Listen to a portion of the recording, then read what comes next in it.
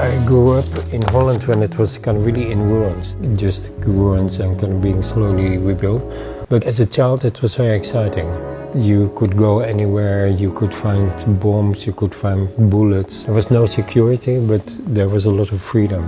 It certainly was organized. I never felt completely at home in the kind of organized kind of Western world. All good architecture, it's not only A, which is what the client wants, but it's also B, which is what the architect wants and what the architect thinks is at that point an interesting thing to experiment with or to offer to the client. That is just where the, let's say, the ingenuity of an architect is.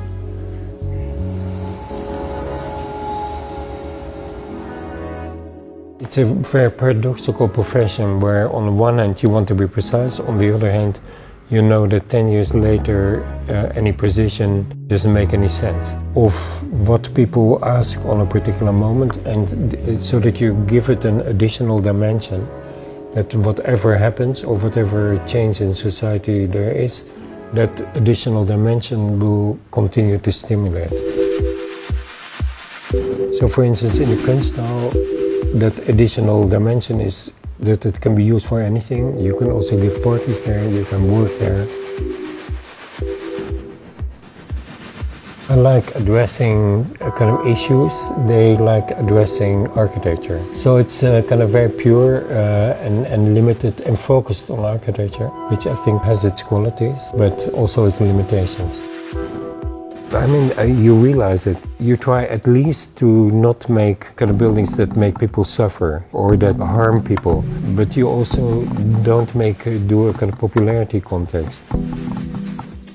I think with CCTV it's also a building that divides people, but where there's also, in my experience, many people also like it. There is many facilities that were not in the old building, that there are public spaces that were not in the old building that you can improvise. It's not a kind of lonely building, but that it's a kind of building that actually kind of relates well to almost any other building and that tries to create a kind of group out of them.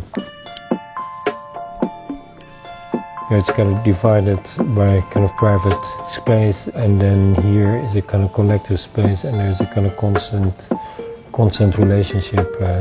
And strangely enough, today with computers, can people, even if they're in large groups, they can kind of focus for an entire day and not even be aware of anyone in their vicinities. Those things, not so much by architecture, but simply through the evolution of technology and society and politics.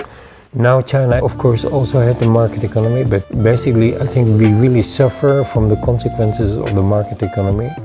That kind of things that used to be free, you know, you have to pay for, and kind of more and more facilities, you know, are inviting you on the one hand, but you have to pay to support them.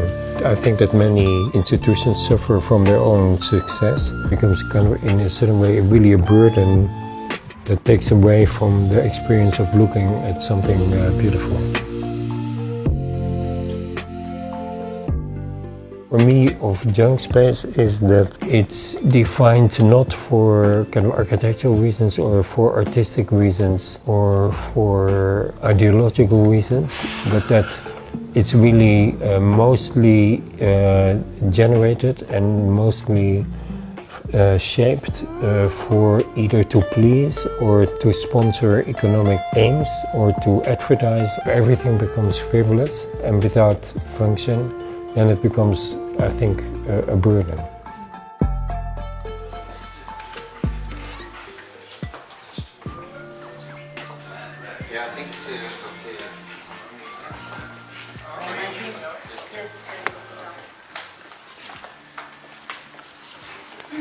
say Bye-bye. goodbye to you. Bye. Thank you so much. Thank you. Goodbye. It was fun. Goodbye. Thank you.